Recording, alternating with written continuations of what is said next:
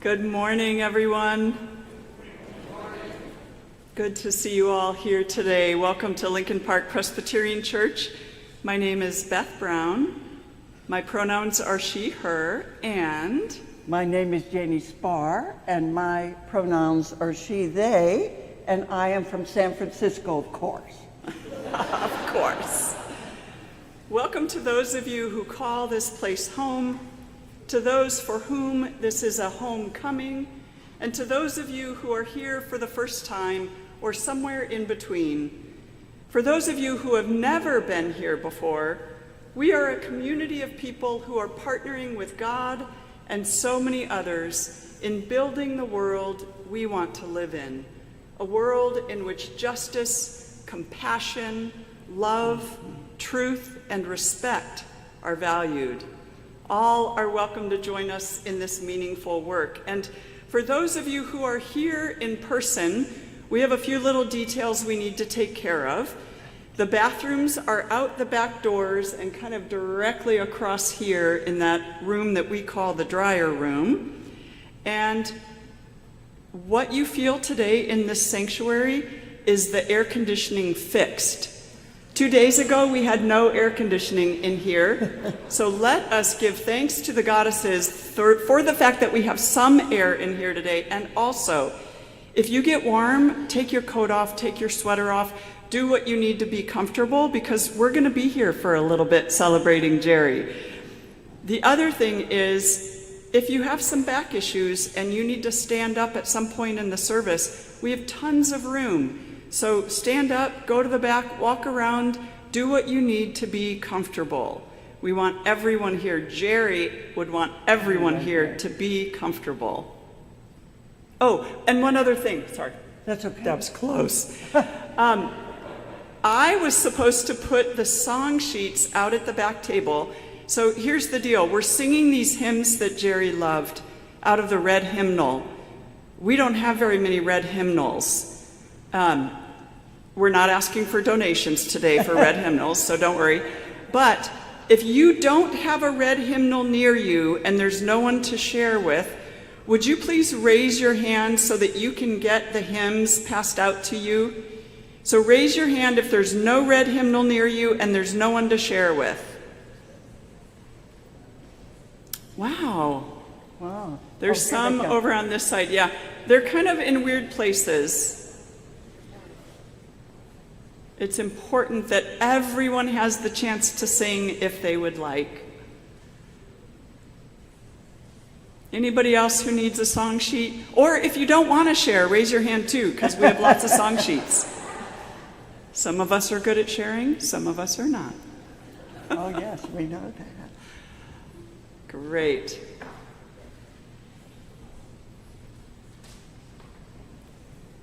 Thank you, Hannah L. and Jonathan, for passing those out. And now... So welcome to those of you who are joining us on live stream.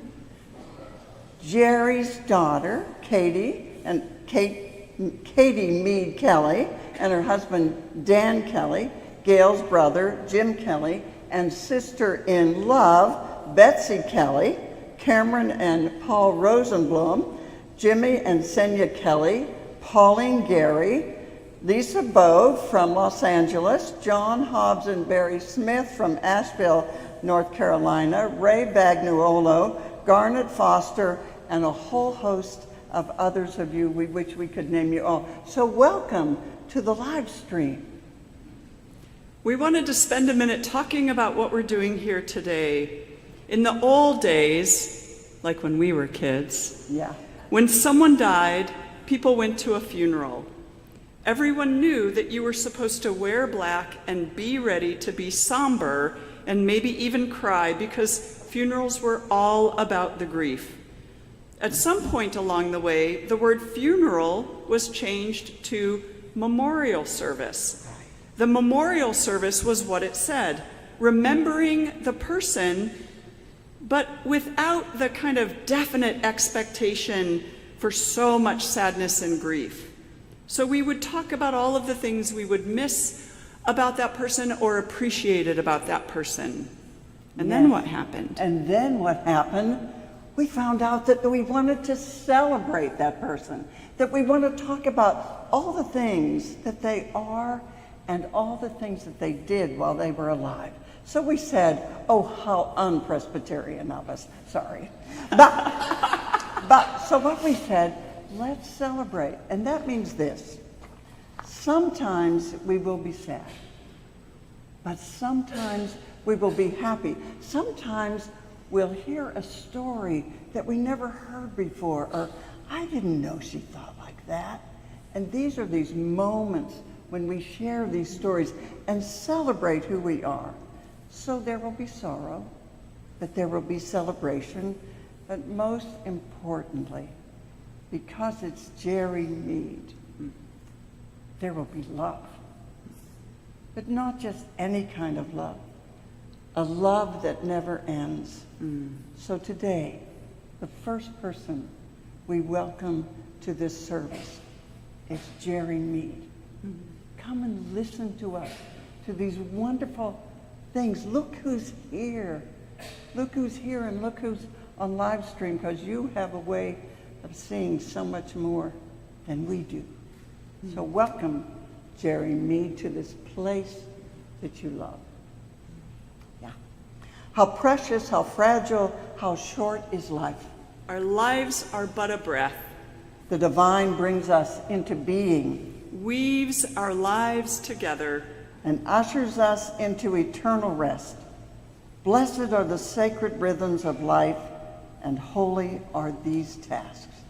to be alive, to pay attention, to honor the fleeting with awe and care.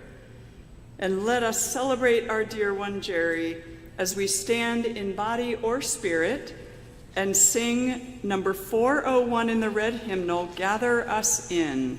Yes.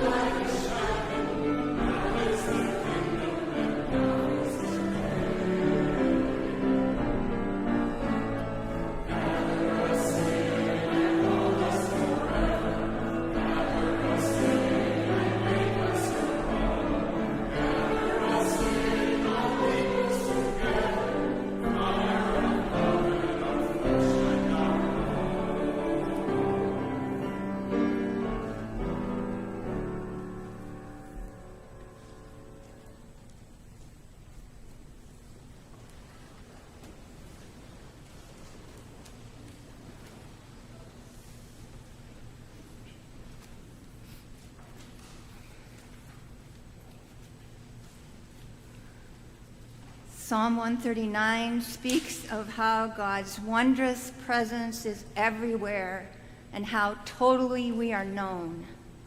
It asks that God's radiant light shine through us always, as it surely has through Gerri. I'm reading from Nan Merrill's Praying the Psalms. Oh, my beloved, you have searched me and known me. You know when I sit down and when I rise up. You discern my innermost thoughts. You find me on the journey and guide my steps. You know my strengths and my weaknesses. Even before words rise up in prayer, lo, you have already heard my heart call. You encompass me with love where'er I go, and your strength is my shield. Such sensitivity is too wonderful for me. It is high. Boundless gratitude is my soul's response. Where could I go from your spirit, or how could I flee from your presence? If I ascend into heaven, you are there. If I make my bed in darkness, you are there. If I soar on the wings of the morning or dwell in the deepest parts of the sea, even there your hand will lead me, and your love will embrace me. If I say, let only darkness cover me, and the light about me be night, even the darkness is not dark to you. The night dazzles us with the sun. The darkness is as light with you. For you formed my inward being. You knit me together in my mother's womb. I praise you, for you are to be reverenced and adored. Your mysteries fill me with wonder. More than I know myself, do you know me. My essence was not hidden from you. When I was being formed in secret, intricately fashioned from the elements of the earth, your eyes beheld my unformed substance. In your records were written, every one of them, the days that were numbered for me, when as yet there was none of them. How precious to me are your creations, O Blessed One. How vast is the sum of them. Who could count your innumerable gifts and blessings? At all times you are with me. Oh, that you would banish my fears, beloved. Oh, that ignorance and suffering would depart from me. My ego separates me from true abandonment to surrendering myself into your hands. Yet, are these not the very thorns that focus my thoughts upon you? Will I always need reminders to turn my face to you? I yearn to come to you in love, to learn of your mercy and wisdom. Search me, O my beloved, and know my heart. Try me and discern my thoughts. Help me to face the darkness within me. Enlighten me, that I might radiate your love and light. Amen.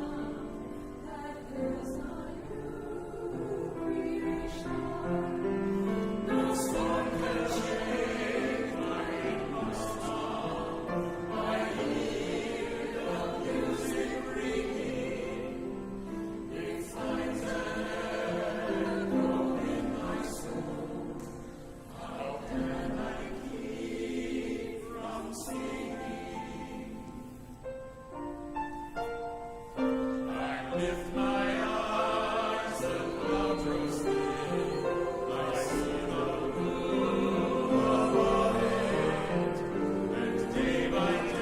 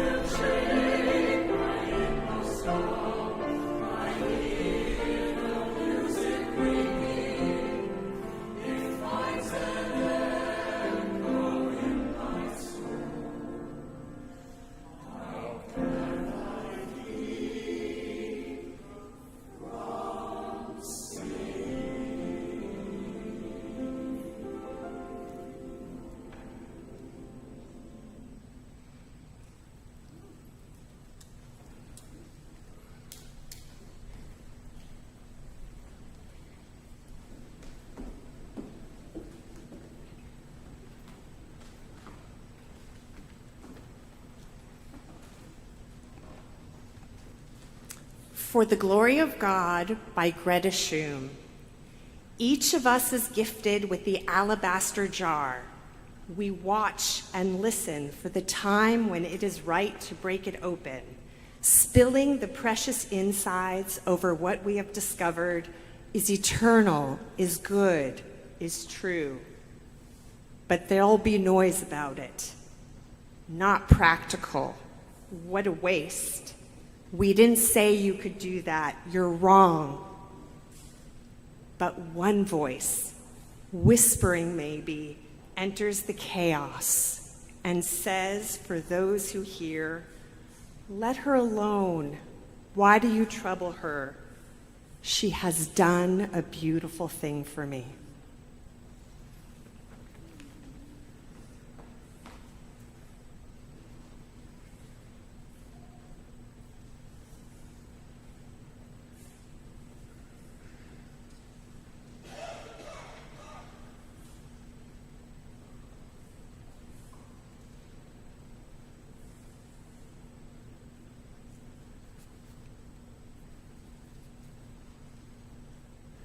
Thank you so much, family and friends, for coming today to celebrate my beloved wife, Gerri. Thanks as well to those who weren't able to come but are celebrating with us on the live stream. Gerri is here with us in so many ways. One of those is that she had a big hand in planning this service. She chose the poems, the hymns, and the psalm. She definitely wanted this service to reflect who she was and what she cared about. While there are so many things I'd like to say about Gerri, so many attributes I'd like to lift up, two characteristics stand out for me: courage and love. Courage. That can also imply strength.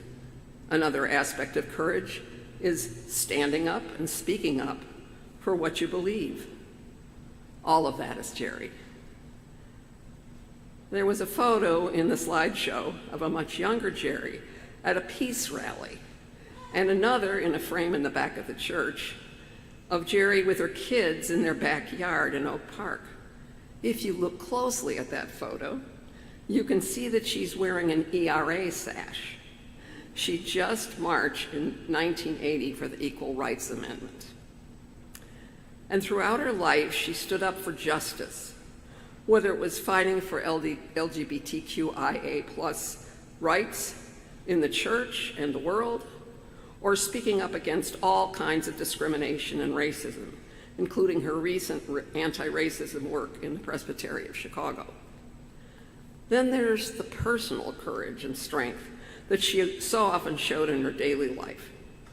When Gerri and I first got to know each other in the 80s and early 90s, we both faced some challenging workplace situations. Those were the days when women wore suits and jackets to the office to fit in and show they were strong. Whenever I was facing one of those fraught work issues, she'd say, "Just put on your jacket. That'll help." And it did. And she often said that to herself as well. But maybe Gerri's biggest act of courage took place early last August when she chose hospice instead of many other options that the cancer specialists were offering her for treatment.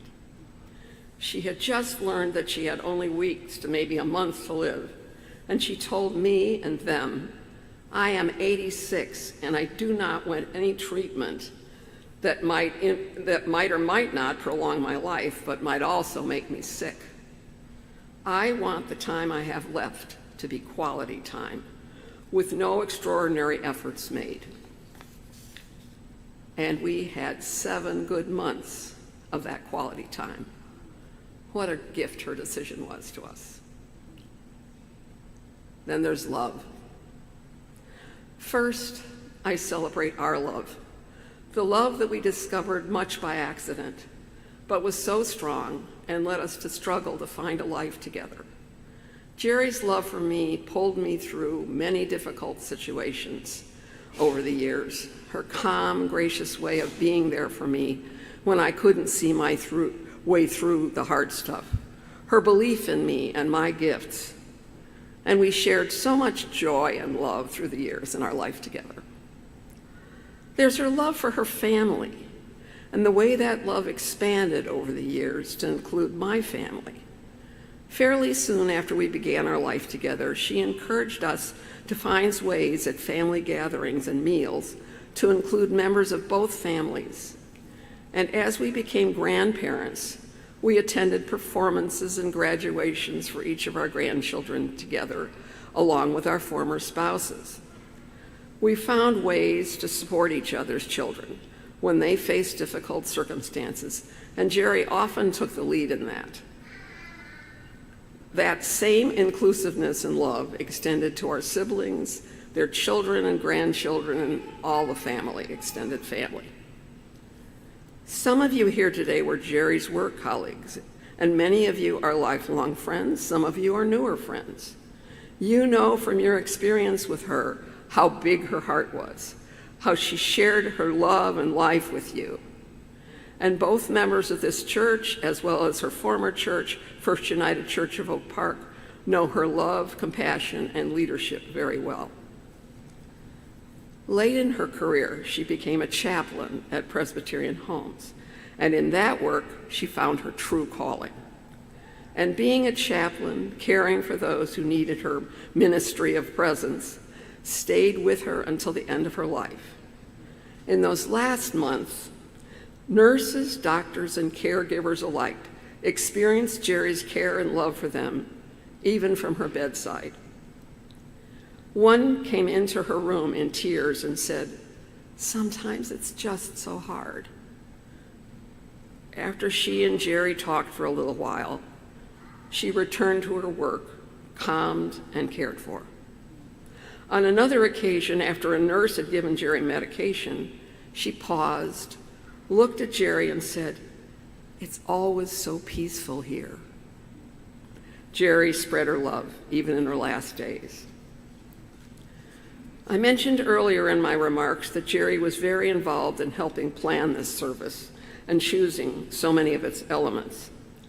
Joellen just read Psalm 139, which Gerri loved. Gerri resonated especially with one verse and one version of verse 18, which says, "I come to the end. I am still with you." The psalmist is saying that God's love is with us throughout our whole existence, even to the end. Gerri believed that and treasured that. I do too. And I believe that just as God's love is here with us and is with her and with us all, I believe Gerri's love is here with us today. Thank you.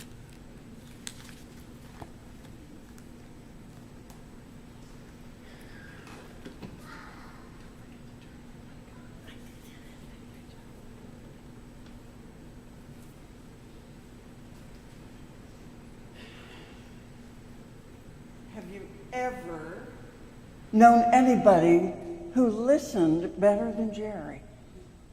I never in my life, whether they were in their Dover apartment, the first one, and then Bernard Street and the Admiral, they always had this round table. Because as Jenny Davidson would say, narrow, long tables make narrow, long people. But round tables make us connect. And we would sit, and they would have a cloth for every season. And remember the napkin rings.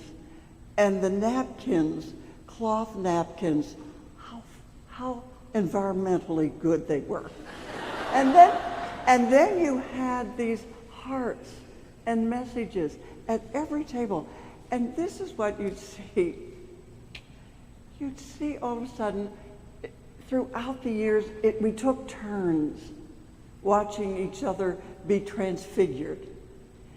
And one time it was like Gerri's time, and then Gail's time, and then my time. But through 40 years, you had these conversations.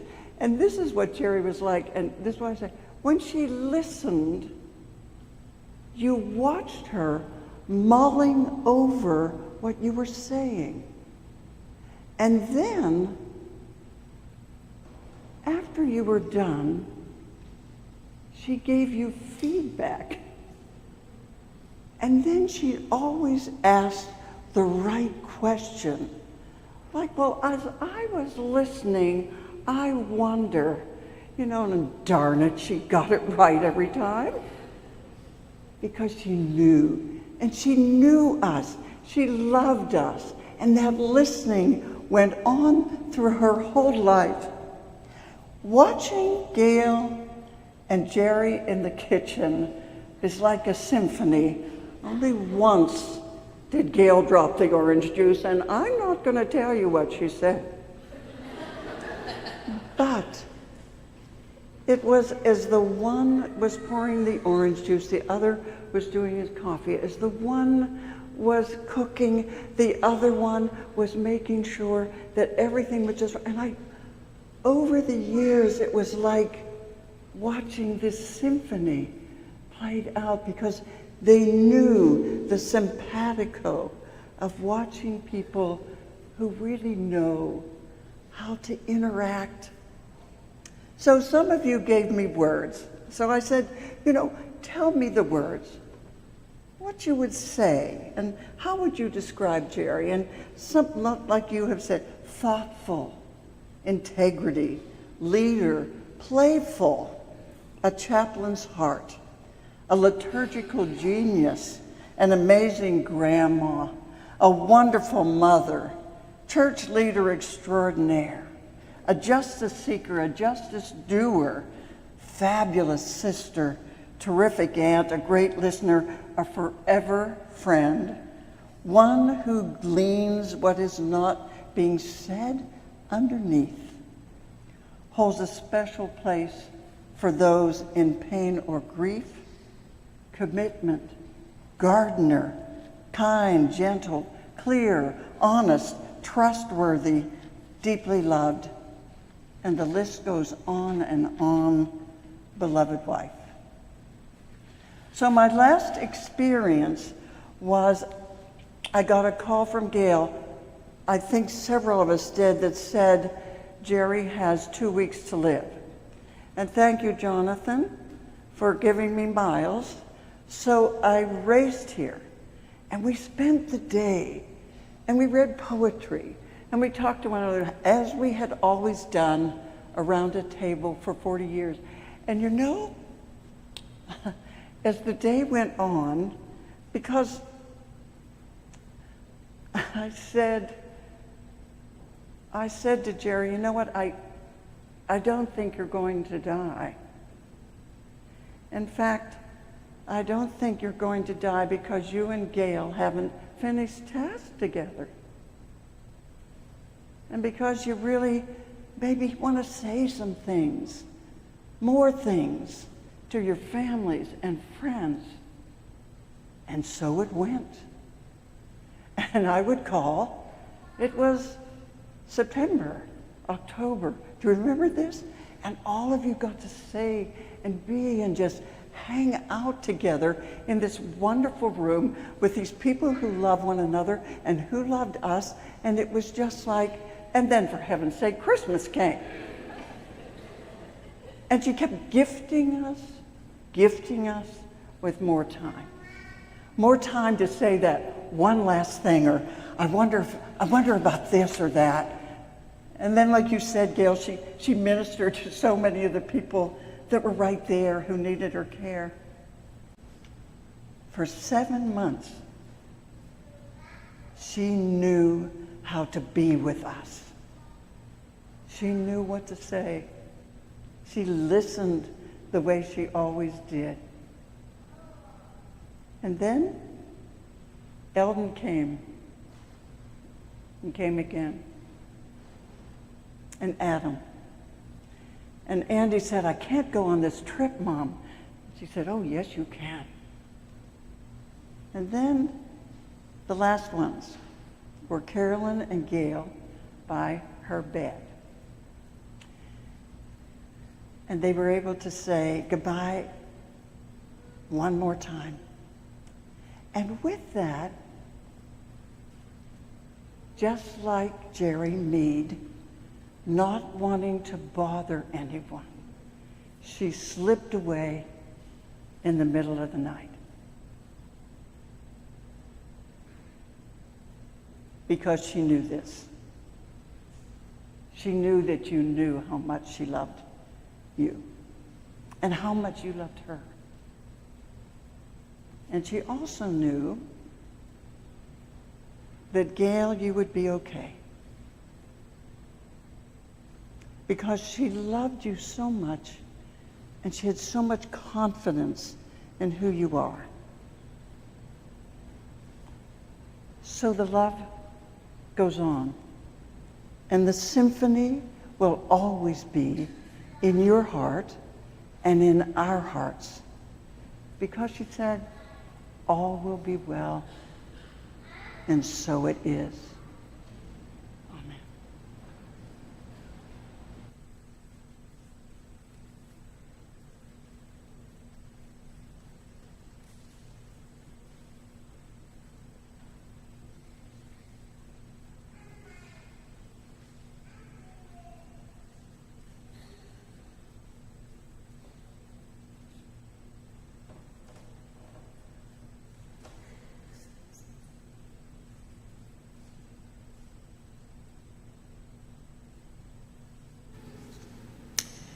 It was the day of the annual Sunday school picnic, and there were games to be played for all ages. Gerri and I would be in the three-legged race. And so we stood side by side as our two center legs were tied together. Then while we waited for other contestants to be made ready, we began to make a plan. We would need to move our legs in tandem. We would need to match our rhythms. Inside legs, outside legs, inside legs, outside legs. We quietly tried a few practice steps, and then ready, set, go. As other contestants simply tried to run as fast as their individual legs would take them, they found themselves getting entangled with each other, spilling to the ground and struggling to get up. Meanwhile, Gerri and I, with arms around each other, kept walking in congruent strides, inside, outside, inside, outside, until we walked, simply walked, across the finish line in first place. The prize? Well, we each got a kazoo. And we had fun toodly-dooing happy melodies in the following days. Today we have gathered to remember another race, a much longer race of 86 plus years, the life race of our dear Gerri. The guidelines for this race were written by the Hebrew prophet Micah. What does the Lord require of you but to do justice and to love kindness and to walk humbly with your God? It seems to me that the spirit of those guidelines was evident in Gerri from the early days of her life. Her favorite song on the radio program Mother listened to was Heavenly Sunshine, and Gerri certainly was Heavenly Sunshine to me. When Mother reminded me that it was almost time for Gerri to come home from school, I would just perch myself down on the stairway's first landing and watch out that window for her appearance. Gerri was gentle and kind, and I was always so happy to have her back home. For the times that she read to me, for the time that we learned to roller skate together in the basement, for Saturday nights when we danced in our pajamas to the Dinkalink music on the Prairie radio, I will always remember to be grateful. Thank you, Gerri, for the childhood laps in your life's race on this earth. As a mother, Gerri had a way of providing moments of joy and reasons to celebrate with her children.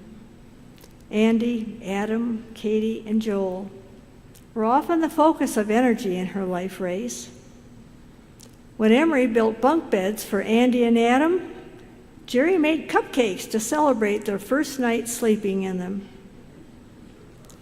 When Katie stood as a toddler looking into a full-length mirror, Gerri spoke to her of the beautiful skin she saw. When Joel was taken on his daily evening walk to strengthen his legs, Gerri shared his excitement if a motorcycle roared down Oak Park Avenue. As parents, Gerri and Emery built Cedar Wing, a retreat tucked within the beauty of the Leelanau Peninsula, and together they taught their kids the wonder of, I see trees of green, purple lilacs too. We see them bloom for me and for you.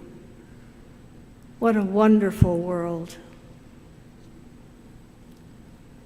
As Gerri and Gail brought their love together, their hearts expanded to include each other's children and grandchildren. The joy of sharing their home and 2 cottages with others also expanded. They became such a team in caring for this world.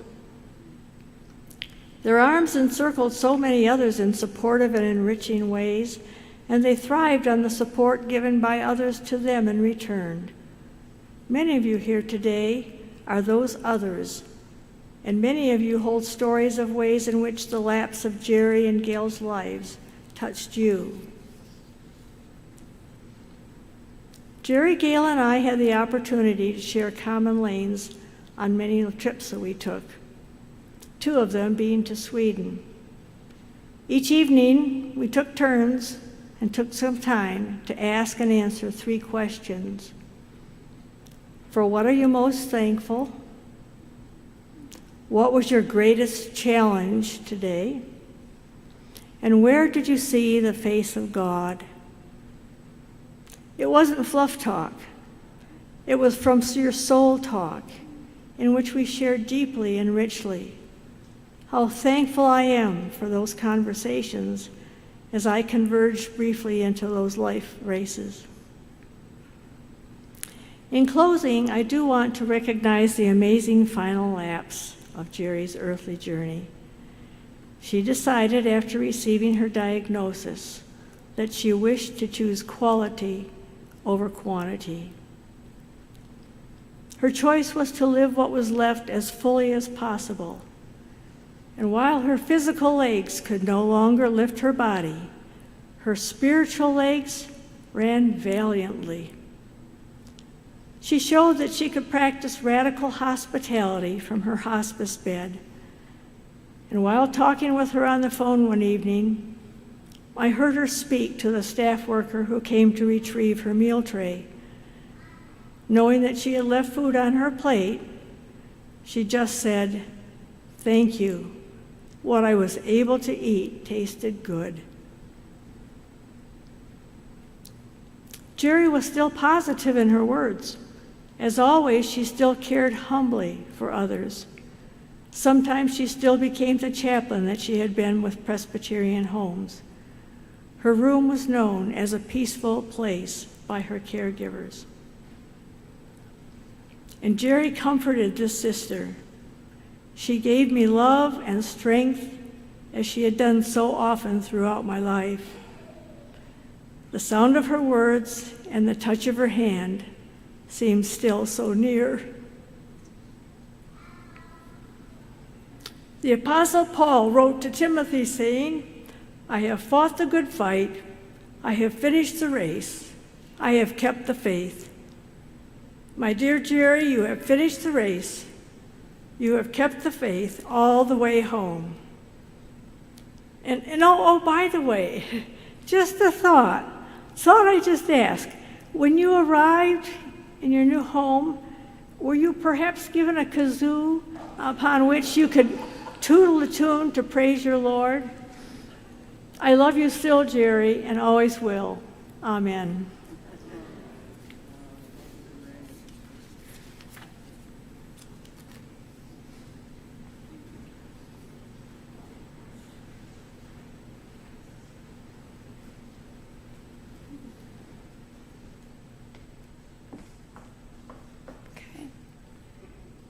Hi. Okay. My grandma Geraldine was a force to be reckoned with.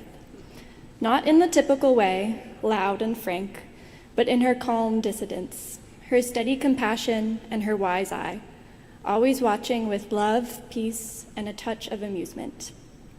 When I was born, she gifted me a sash from her time marching for the Equal Rights Amendment in the 70s. My mom still stores it in my baby box, tucked safely away in our basement, but I've thought of its soft yellow and purple fabric often as my Grandma Gerri battled against her body throughout this past year. Growing up, the sash symbolized a life spent fighting in poise, with grace and immovable bravery. I saw its fibers behind her eye at every Easter egg hunt, every late-night Christmas gathering, and every birthday dinner fitted with the fancy china, extra pickles in crystal dishes, and small wooden chairs for my brother Eli and I.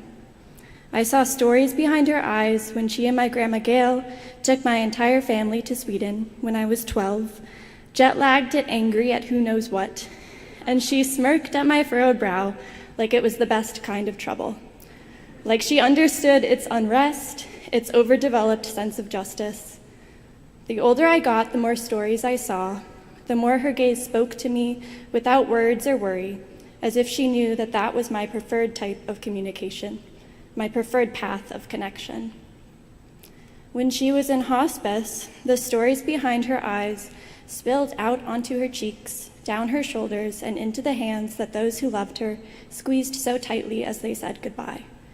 They spilled from her lips, too, her memory untouched as she told stories of her mother Lillian, of my dad and his siblings in their youth, of her career and her adventures.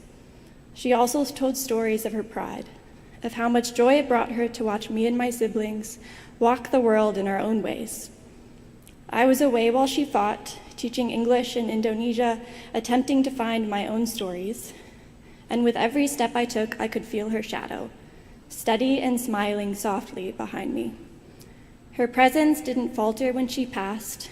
In fact, the miles between us only seemed to shrink. I carry her with me now, the way all granddaughters do their grandmothers, with a furrowed brow, a penchant for justice, a pretty piece of ephemera that holds stories of strength between generations of women, and a million memories of childlike warmth. Grandma Gerri, I'll miss the peace you seemed to make out of silk. I'll miss your compassion and your unfaltering wisdom, but mostly I'll miss reading the stories in your eyes and smiling. Thank you.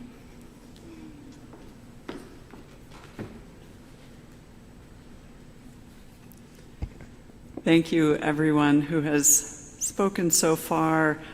We're going to invite all of you to share some reflections, and we're hoping that not all of you are going to want to, because look around, and we do have a limited amount of time. We're going to have some microphones, and my request of you is that you save your longer stories for the lunch that we're going to have afterwards around round tables, and that right here you would share your 2-minute or fewer reflections about Gerri. And because I have a hard time remembering everything, especially when I'm up here, Barry Smith sent me something, and Barry, I'm just going to say in advance, yours is way too long, but Barry is on the live stream today. It's no surprise that his is too long.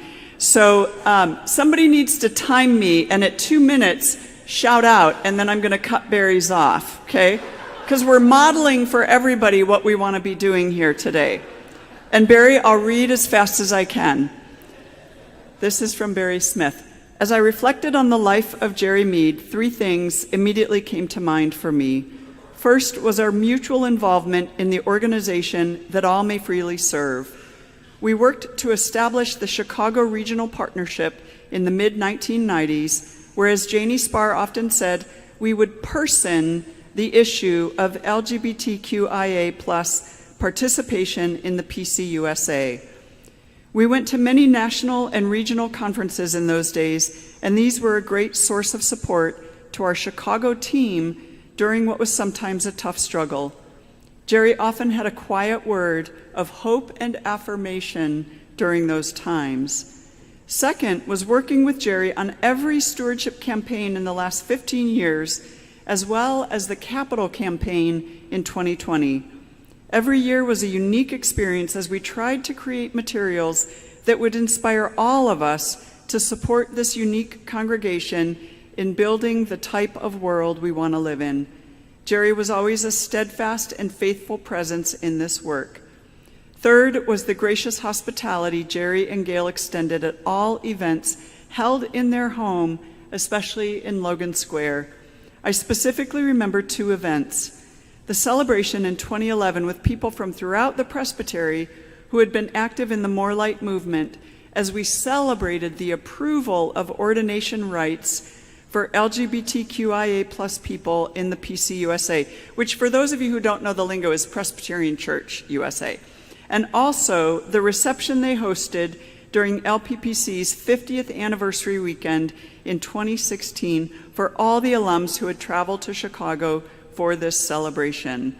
Their home was always a special place to connect with special friends. In conclusion, are we under 2 minutes still? We're good? In conclusion, what stands out for me from all these experiences with Gerri is the phrase, gentle wisdom. What a gift she gave us with every word and gesture. I'm grateful for her presence in my life and our LPPC community. Thank you, Barry. Who would like to share a reflection about Gerri at this time? Alice is over there.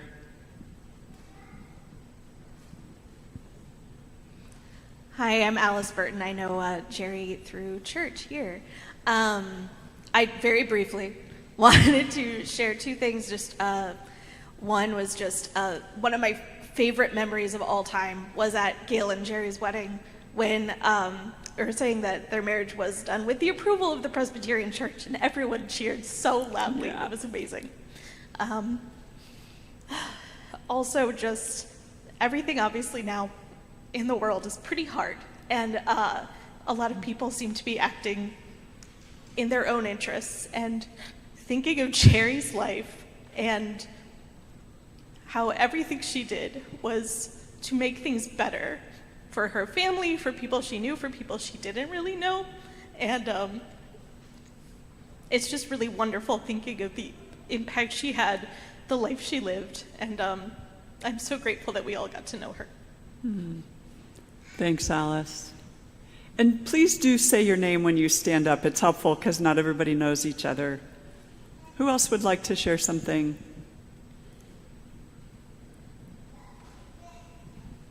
Thank you, Christine Kramer. I was here 2000, 2007, and I remember this banner. Gerri, I believe, was one of the lead voices in coming up with those words, living in faith, caring with courage, and I remember she was persistent in making sure that banner was manufactured, was made in the artistic way, and here it is. And here it is, and made beautifully by Emery Mead. Yes. Who is also here.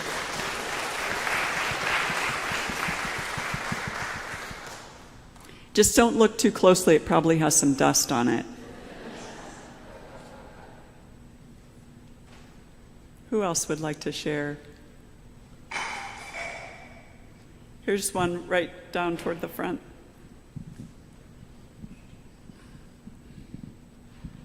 Hi, my name is Michael Van Overen, and I had the honor and privilege to have Gerri as my supervisor at Presbyterian Home in the chaplain internship program. I was a much more rambunctious person, didn't know when to keep my mouth shut, probably like now. But talking about Gerri listening, I had the privilege of every week spending an hour with her one-on-one. And it's so true that when she listened to you, she saw you. And I wouldn't be the person I am today if it wasn't for her. She helped me so much to mature in my faith and to be a chaplain and in life. And the only other time I've been in this church was for your wedding, and I stood up and said something then too, but it's amazing that you don't always realize the impact someone has had on your life, and all the ways that Gerri has touched so many people personally and with all the chaplain interns that she helped to form, and probably the hundreds of thousands of people that her life has touched.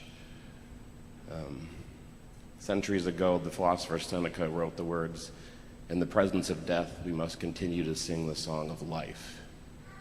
And that's what we're all going to do, is to leave this place and continue to sing the song of life with love and justice for all. Thank you. Who's next?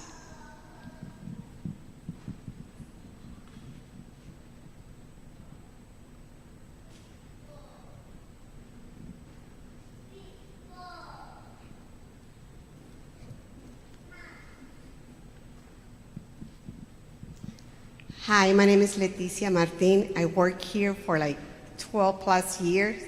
And probably one of the reasons I stayed, when I started working, I didn't have anyone to train me. I just started one day. And thanks to Gerri, like everybody said, she was very calm.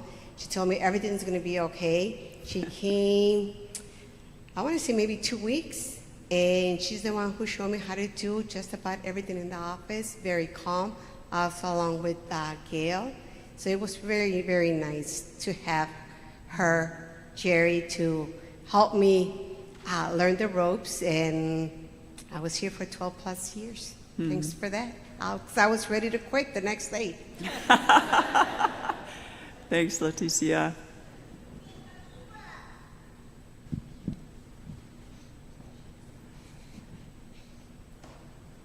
Who else?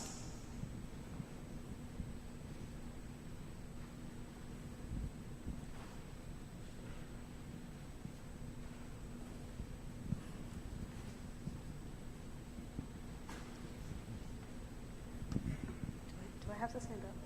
You don't have to stand up, but just say who you are. Hi, I'm Elle. I'm Gerri's kind of granddaughter, child.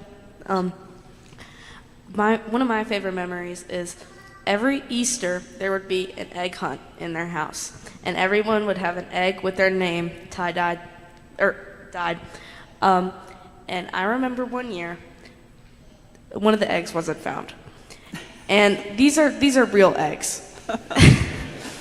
And I remember we were looking for them, and I don't know who it was, but we opened a box, and it had a box of hair. And I think the hair has been given to someone. But I just remember her not really caring that the egg wasn't found, and more so the finding of the egg was the story to be told. So yeah. I think that kind of tells you what kind of person she was. Yeah, beautiful. Probably the people who bought the house found the egg eventually. Who's next?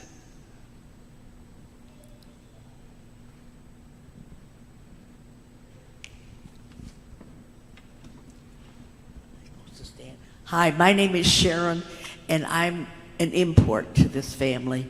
I married into the family, and one of the first events I was ever at was at the home of Kim and Bill, and Gerri sat right next to me, and she made me feel part of the family.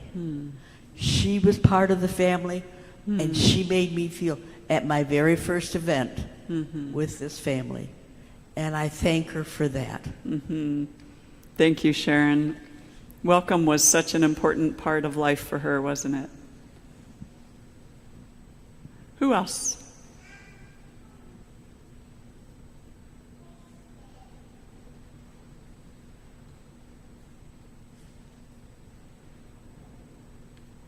There's a hand in the middle.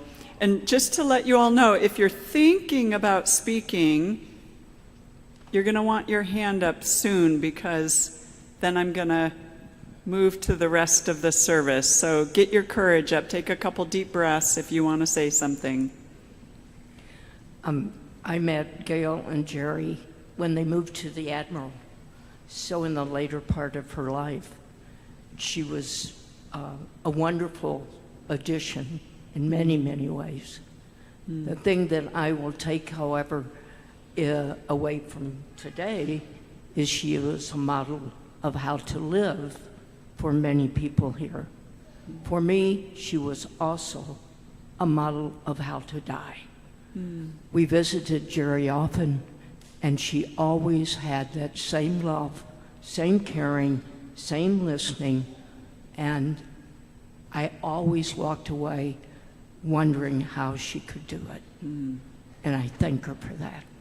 And what is your name? Judy Farmer. Judy, thank you so much.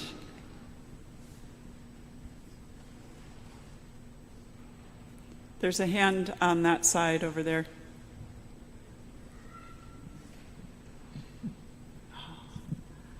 I'm Jeannie Hale. My wife, Saida, and I met Gail and Gerri when Saida was going to church here before I met Gail and Gerri, and they were just such a big part of our relationship, a model of love and relationship. They were a big part of helping us become leaders in the church, and Saida's ordination process, and Gerri was always such a model and a mentor for me as a chaplain. After we lived here for 11 years, and then we live in North Carolina now, so when we would come back to visit, we would stay sometimes at Gail and Gerri's B&B. They always very graciously welcomed us in, and they even got to come and visit us one time in North Carolina. So yeah, just wonderful memories, and so much love for Gerri and for Gail, and all the many ways that you helped make our life better and the lives of so many other people. Yeah. We love you, Gail. We love you, Gerri. Thanks, Jeannie.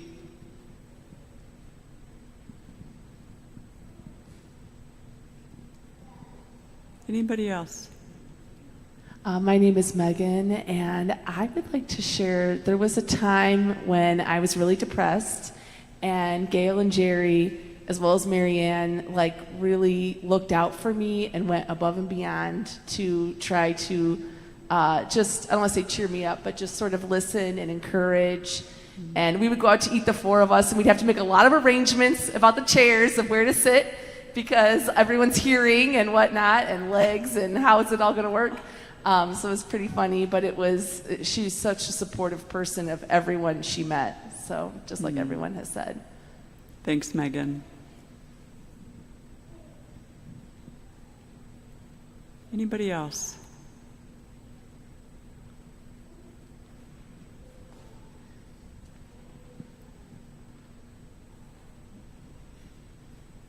Hi, my name is Tim Knuth.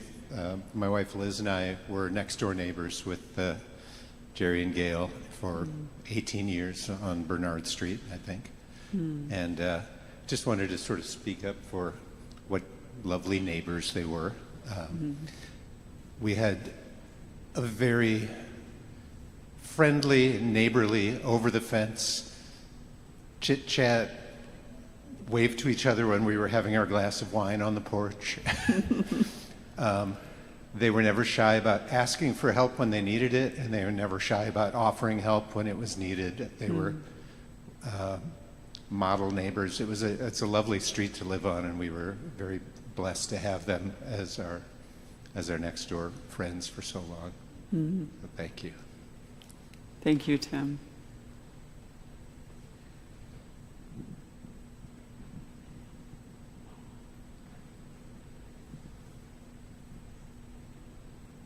Anybody else? All right, be sure you keep the stories going and the sharing going over the meal that we're going to have following the service today. I find it difficult to talk about Gerri without talking about Gail, because in the 13 years I have known them, they went together. They were a pair. That is especially evident in the many names they were called. Initially, they were called Gail and Gerri. And then, inadvertently, I heard many people say Jail and Gerri. Let's see your hand if you ever called them Jail and Gerri. I see the hands out there. And then I heard them referred to as the Gigi's. Now, Gigi obviously for Gail and Gerri, but eventually Gigi also came to mean gay grandmas. And bless Norma Bennett's heart for naming them the twins, because after age 95, Norma had no idea anymore which was which or who was who, so she thought it simplest just to call them, the twins. Every single name they have been given has been given with deep affection. We've heard so much about Gerri today, and part of what I want to focus on is her life here at church and in the presbytery, and I'm only going to be able to touch on a very small part. We are in this sanctuary celebrating Gerri's life today, and not in a park or at the beach or under some trees, because Gerri's heart and soul and life were grounded in and came alive in church. Like so many of us, Gerri was on a lifelong journey to set God loose from all the boxes, the chains, the narrowness, the supremacies that humans have insisted on putting God in and on. Over the years, Gerri grew in her knowledge, understanding, practice, language, and experience of what it means to be held and called by such a force of love in this universe. Gerri called that force God or Goddess and found joy in discovering new and liberating names for God. Gail was on the pastor nominating committee who called me here, so Gerri was one of the first people in the congregation I met. When our moving truck to Chicago was a week late, my little family stayed with Gail and Gerri, including our 2 cats, at probably one of the most difficult times for us as a family. Gail and Gerri provided hospitality and deep, deep grace because we were sure a mess. In the first couple of months of getting to know Gerri, I was surprised to learn that she was on the property and finance team here at church. From what little I knew of her, it didn't seem to be the place that would make her heart sing. We met shortly after that, and I asked her if that team was where she felt most alive. She was torn because she was so invested in and energized by stewardship, and that effort came under the property and finance team, but the rest of it wasn't her main interest.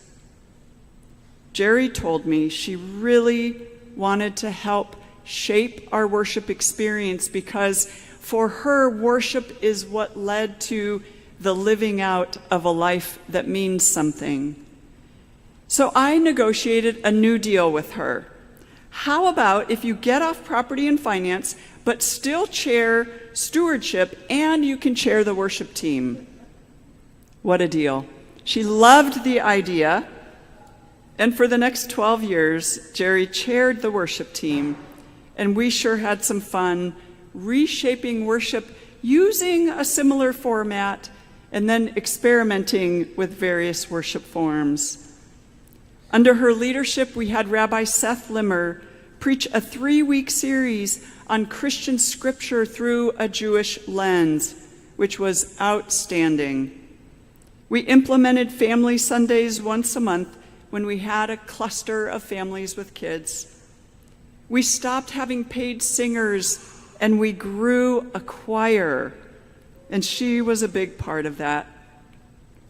The best thing Gerri and I and others did together was hire Chungers Kim. Gerri was a good chair of worship because she knew when my ideas were way off the mark and when they could work. Though she was skeptical at first, she was very supportive of bringing a donkey into the sanctuary on Palm Sunday. And what great laughs we had afterward about the pony that was brought instead and the big pile it left on the carpet. So many good laughs about that one. One thing you should know about Gerri Mead is how important stewardship was to her. Gerri has always prioritized sharing her gifts with the church. She is someone who very early on did not know she had gifts to speak of, materially or spiritually. What First United Oak Park and Lincoln Park Presbyterian did for her was to invite her to use her gifts with boldness, and she did just that. Over the years, she discovered how many gifts she had, and up until the end, she talked about the surprise in that discovery. Her deep joy was asking people to give of their own gifts to support the ministry of this church, because she believed deeply in the justice work we were doing and in our work to help us all grow spiritually. Gerri knew me well enough to know that I would rather hike 30 miles through a swamp than ask people for money. So we made a very good team. She would do the asking, and I would work on making it worth it.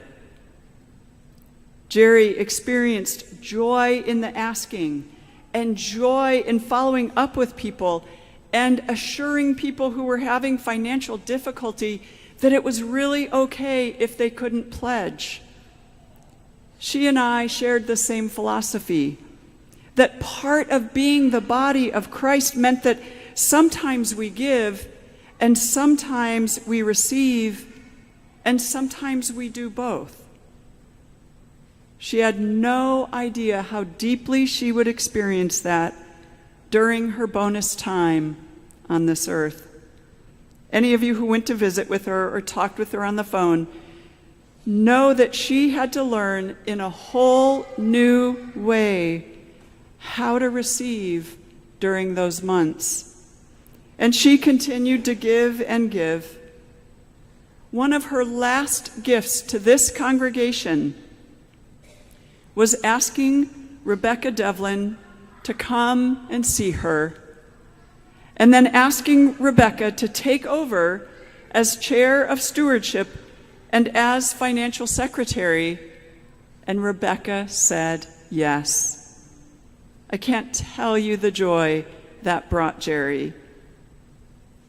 The last thing I will say for now is that Gerri had a heart for justice and for building a world where supremacies of all kinds end, and where those of us who are white learn how to be actively anti-racist, and that we hold each other gently as we're on that journey. She worked hard and probably loved this work the most on our Presbytery Commission on Anti-Racism and Equity, the CARE team, to help educate and motivate congregations all over Chicagoland. While Gerri didn't speak out as much as many others, when Gerri spoke, people listened. She wisely chose when to speak, and she was a force when she did. My gift to Gerri today, I'm going to take a deep breath here, is to ask all of you directly to honor and remember Gerri by donating to our Asylum Fund or our Queer Sacred Space Salon Fund. We need to raise $15,000 for our Asylum Fund, and it goes directly to supporting the 2 asylum families that we have living in this church. We need to raise $8,000 for our Queer Sacred Space Salon so we can keep hosting it. Both of these things were near and dear to Gerri's heart, and she is the one who chose them. If you're unable to give, that's okay. Do you know someone who is able, and can you connect us to them? There, Gerri, I did it, and I celebrate you.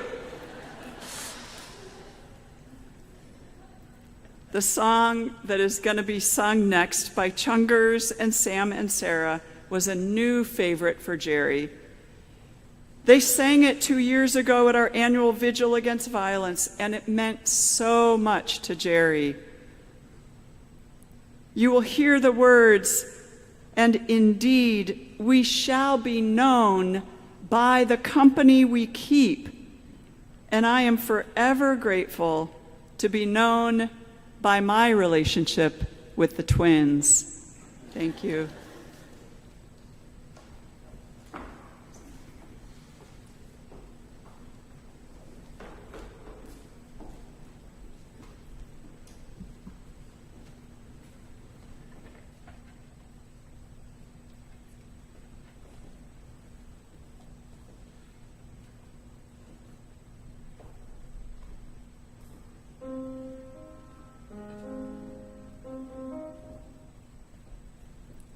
We shall be known by the company we keep, by the ones who circle round to tend these fires. We shall be known by the ones who sow and reap the seeds of change alive from deep within the earth. It is time now, it is time now that we thrive. It is time we lead ourselves into the well.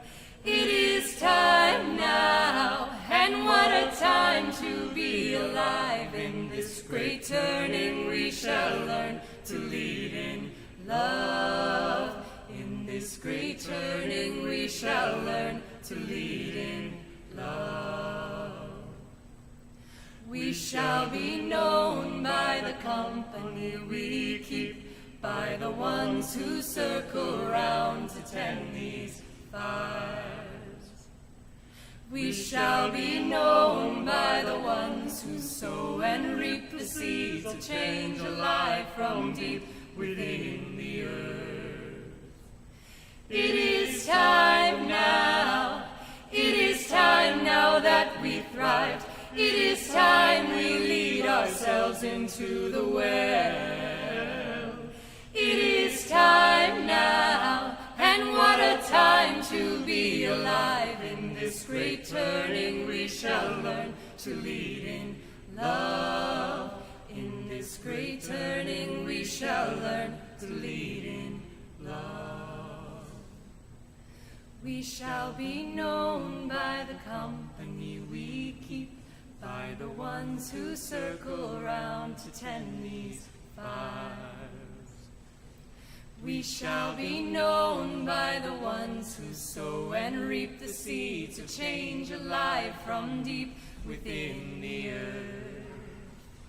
It is time now, it is time now that we thrive. It is time we lead ourselves into the well. Time now, and what a time to be alive. In this great turning we shall learn to lead in love. In this great turning we shall learn to lead in love. In this great turning we shall learn to lead in love. In this great turning we shall learn to lead in love.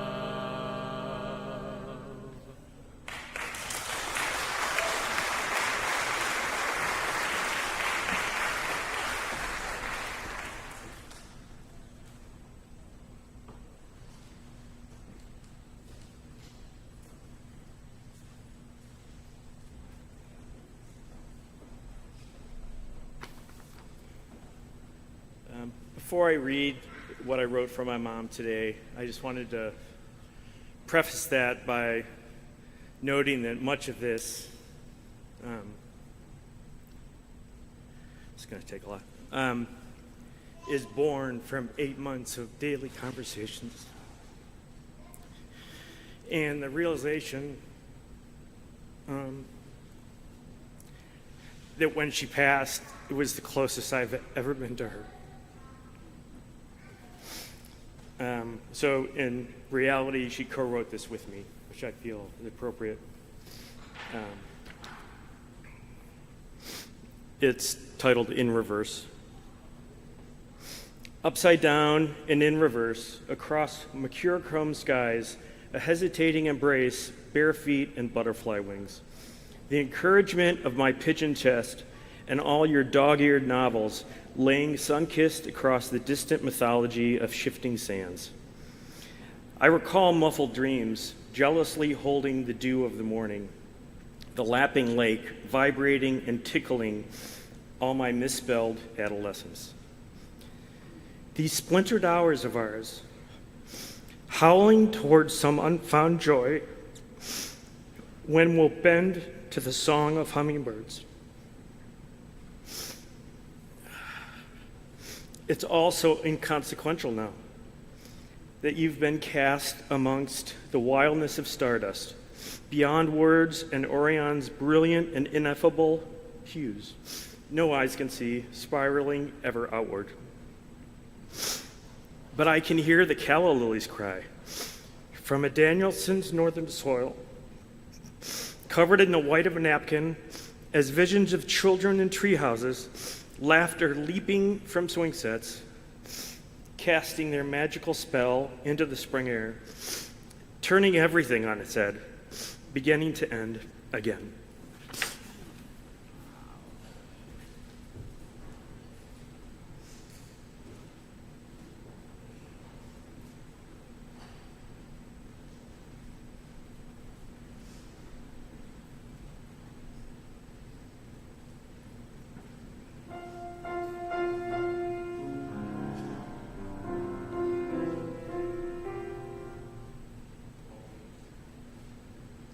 While we switch keys,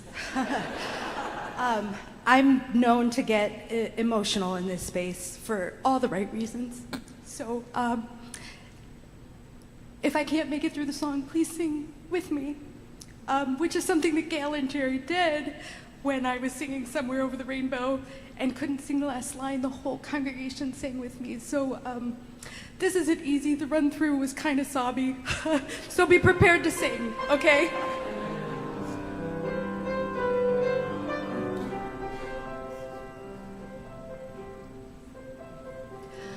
I see trees of green, purple lilacs too. I see them bloom for me and you. This is not good. And I think to myself, what a wonder. Great job. I see skies of blue and clouds of white, the bright blessed day, the dark sacred night, and I think to myself, take it away.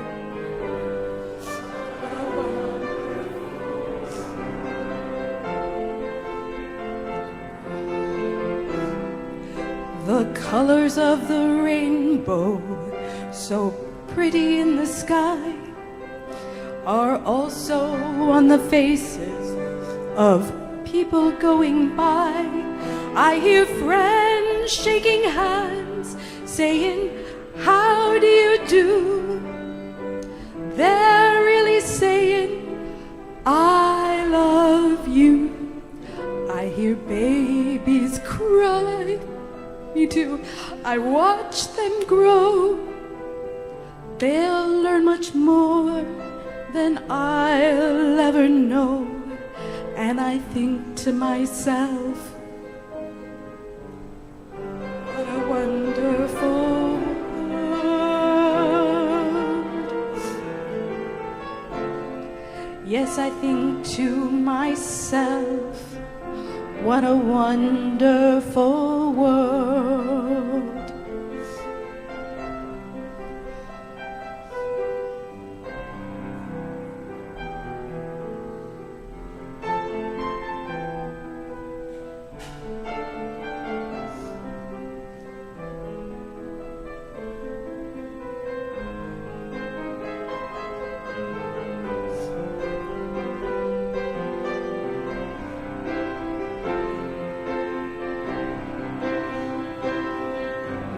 colors of the rainbow, so pretty in the sky, are also on the faces of people going by. I hear toodle-doot on a prize kazoo, all the while saying, I love you. I hear babies cry, I watch them grow. They'll learn much more than I'll ever know. And I think to myself, what a wonderful world.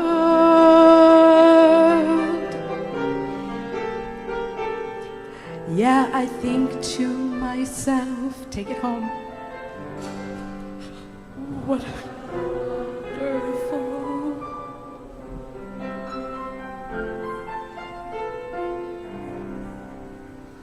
That went exactly the way it should have.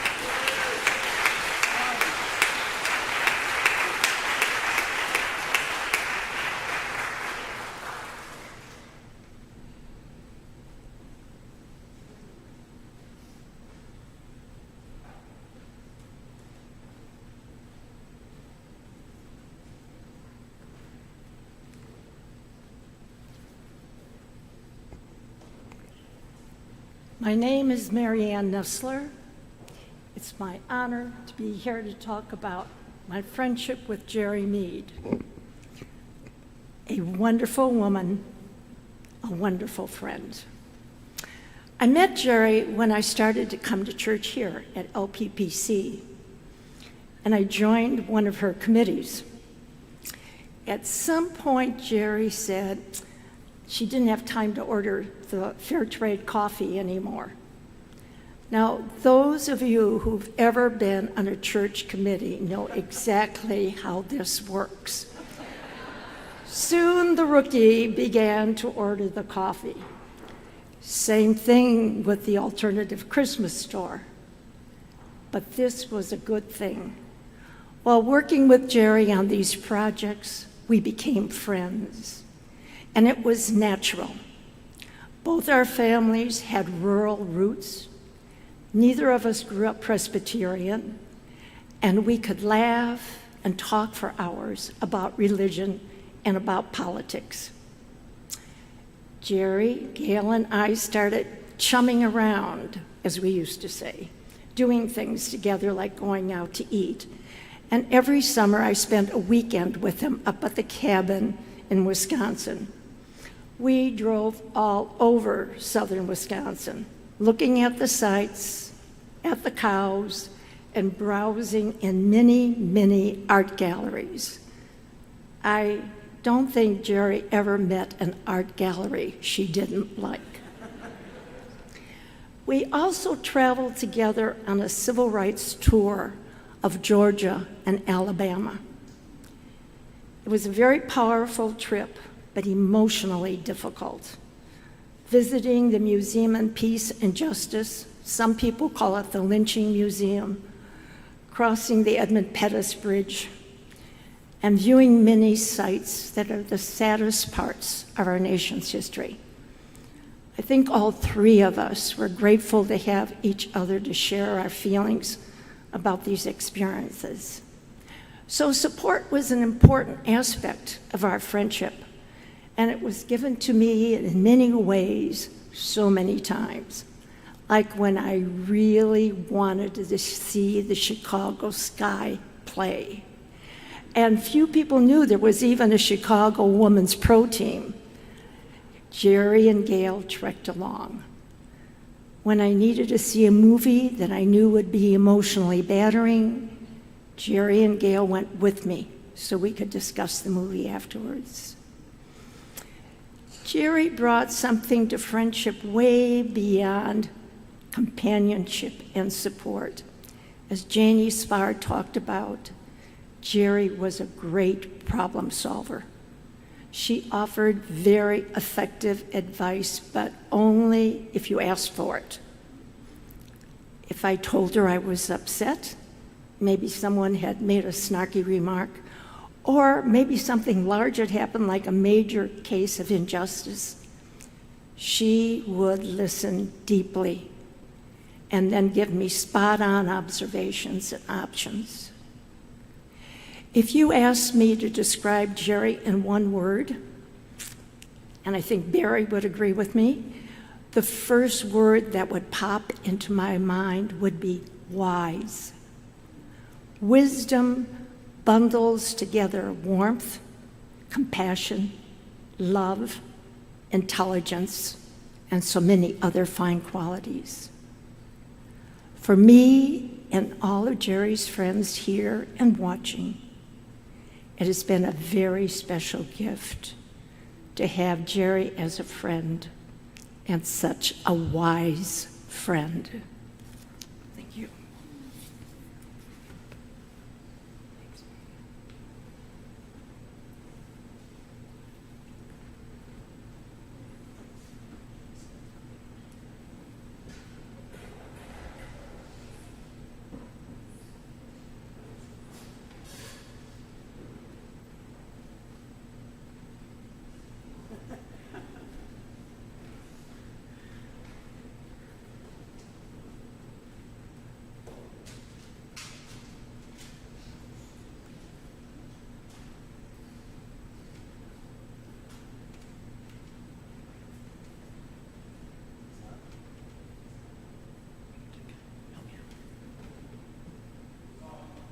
Is it on? And there we, you know, the roadies in Nashville, you know. So.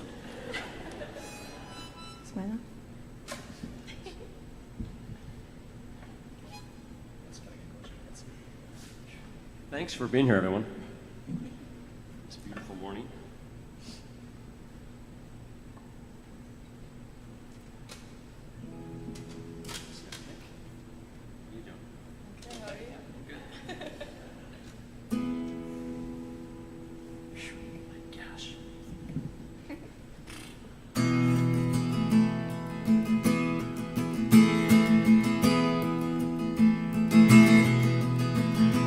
The summertime is coming, and the trees are really blooming, and the wild mountain thyme grows around the purple heather.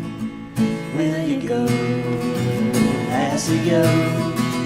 And we'll all go together to the wild mountain thyme, all around the blooming heather. Will you go, lassie, go? Well, I will build my love a bower by yon clear and crystal fountain, and on it I will pile all the flowers of the mountain. Will you go, lassie, go? And we'll all go together to the wild mountain thyme, all around the blooming heather. Will you go, lassie, go? With your true love as she leave you, you will surely find another where the wild mountain thyme grows around the blooming heather. Will you go, lassie, go? And we'll all go together to the wild mountain thyme, all around the blooming heather. Will you go, lassie, go?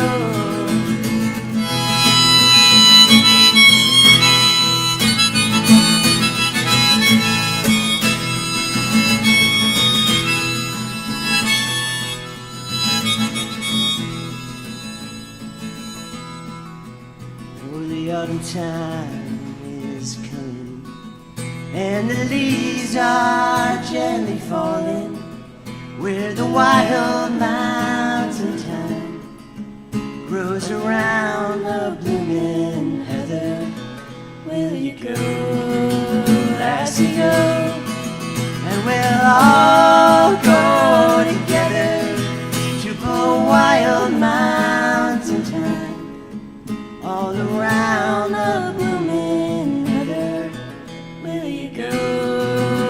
Lassie go?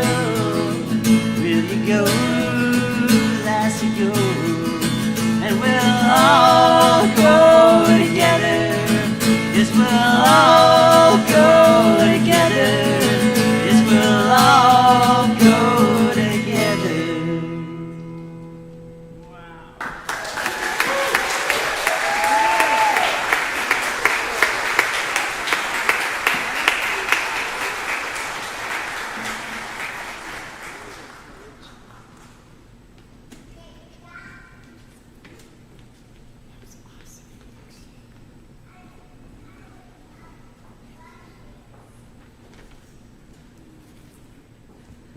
When Gerri was a chaplain, this was a poem she was asked to read at many memorials. It is Time to Fold Your Tent by Macrina Wiedeker. Once again, death's mystery holds us in its arms, and we are memoried with 1,000 things you were and are, and now always will be. We celebrate this journey with a quiet shyness, always a little uncomfortable with a mystery so deep, but with hearts full of life, we hold out our hands to receive the mystery of death, the gift of death, and sometimes we weep. Eyes that see all the way in now proclaim us to the new truth. When you stand close enough to death, it isn't death anymore. Its new name is life, yet those of us with earth eyes still call it death. There really is no death for those caught up in God, only a moment of passing over, a moment of folding up your tent, a hard, painful, giving up moment. It is always painful to let go. We praise a woman who had the vision to let go. We praise a God who had the love to ask her to let go. O God of life, it is in our moments of not letting go that we truly experience death. And all the while, it is life that you have planned for us. O God of life, dip us into the mystery of letting go, of folding up our tents, so we, your earthen vessels, can bear the beauty of the breaking and hold the fullness of the life.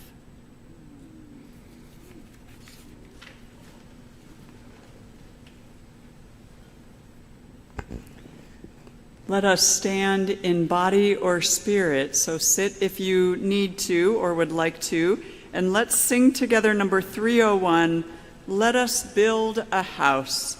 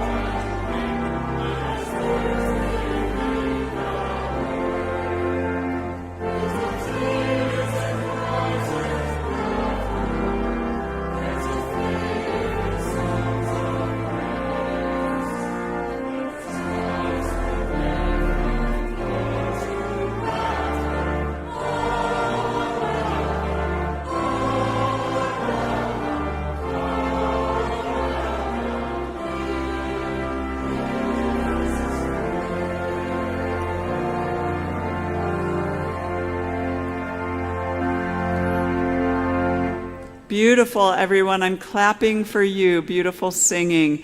Before we get to our closing benediction, which is coming right up, a couple of things logistically. As soon as we finish with the benediction, I would like everyone in the family to go into the dryer room. So if you all could just hang out for a second, let the family go in there, and then we're all going to move in there. And the reason we're doing that is that we know how this works, and you will surround them with love, and they will be stuck in here. And we actually need to move to the next room where refreshments are, because there's another event happening in here that we have to turn things over for. So thank you for your help with that. And thank you for all of you for coming, and also all of you who participated. And wow, what a talented family Gerri has, as we got to hear today. So thank you to all of you. So Gerri loved this benediction. So rather than me say it, let us all say it together with gusto. Here we go. And so, dear friends, go out into the world in peace. Life is short, and we don't have much time to gladden the hearts of those who walk with us. So be swift to love, make haste to be kind, and the blessing of God go with you always. Amen.